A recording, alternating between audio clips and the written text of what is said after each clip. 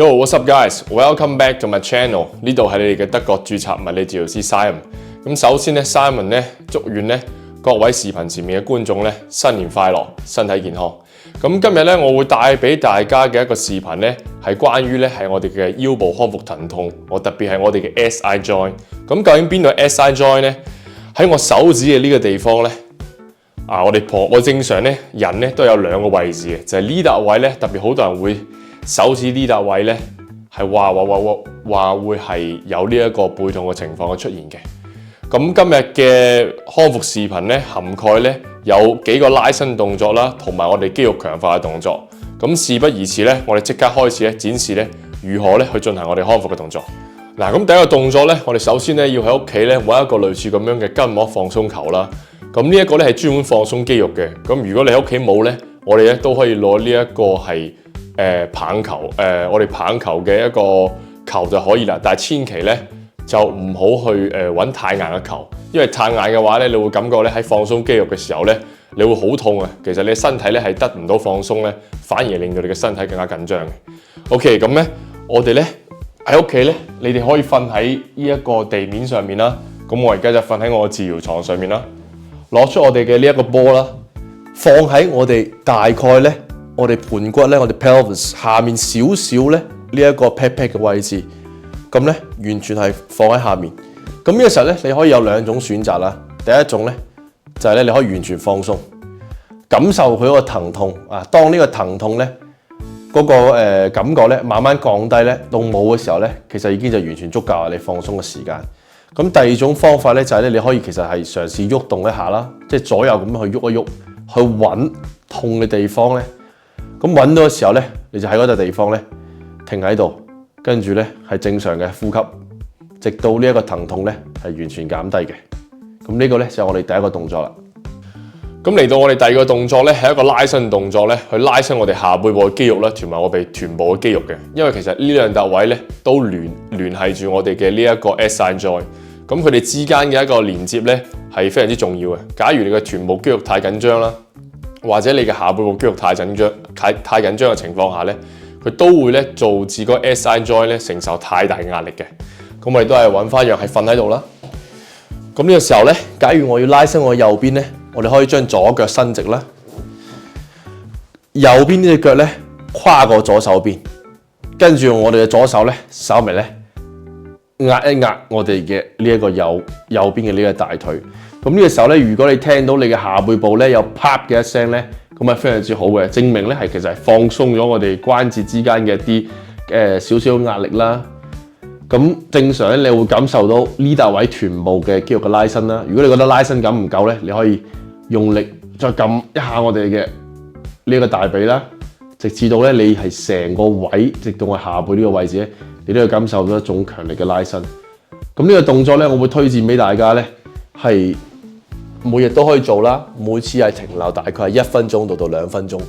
咁我唔會推介係同大家講話你一定要做3次或者4次。當你哋喺屋企有時間嘅時候咧，其實你哋就可以做呢個動作，因為拉伸嘅動作咧，其實係我哋每日都可以做嘅。咁呢個動作咧，最緊要咧係可以幫助到我哋咧緩解咧我哋呢個臀部同埋下背部肌肉嘅緊張。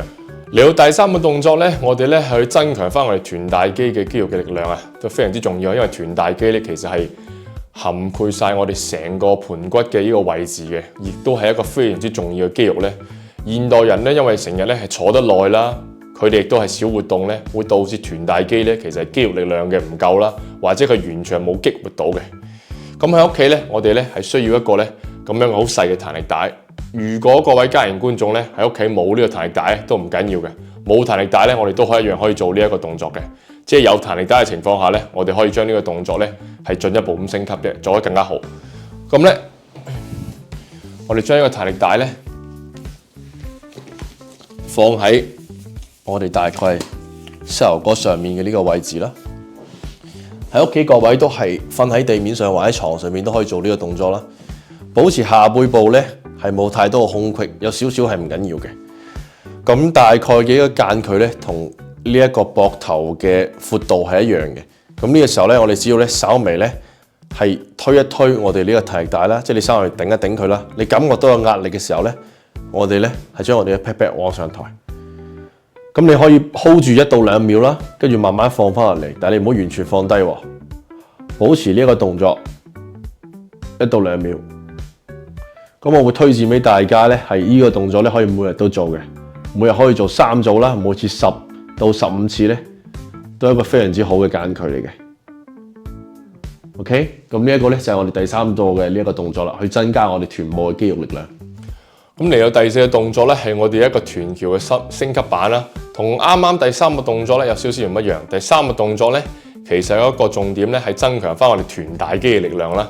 咁第4個呢一個動作咧係增加翻我哋內收肌，我哋 adductor， 即係我哋呢一個大髀內側雙邊大髀內側嘅呢個肌肉嘅。咁各位喺屋企咧，其實需要準備一個係 foam roller， 一個泡沫軸啦。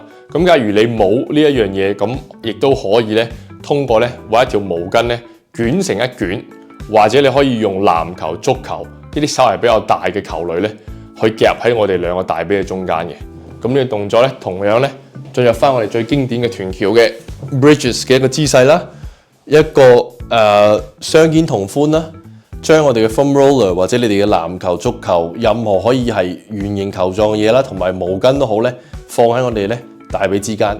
咁咧你唔好完全出好大嘅力去夾佢，稍微其實出少少力夾實佢就已經 OK 㗎啦。保持呢一個姿勢咧去做我哋呢一個臀橋。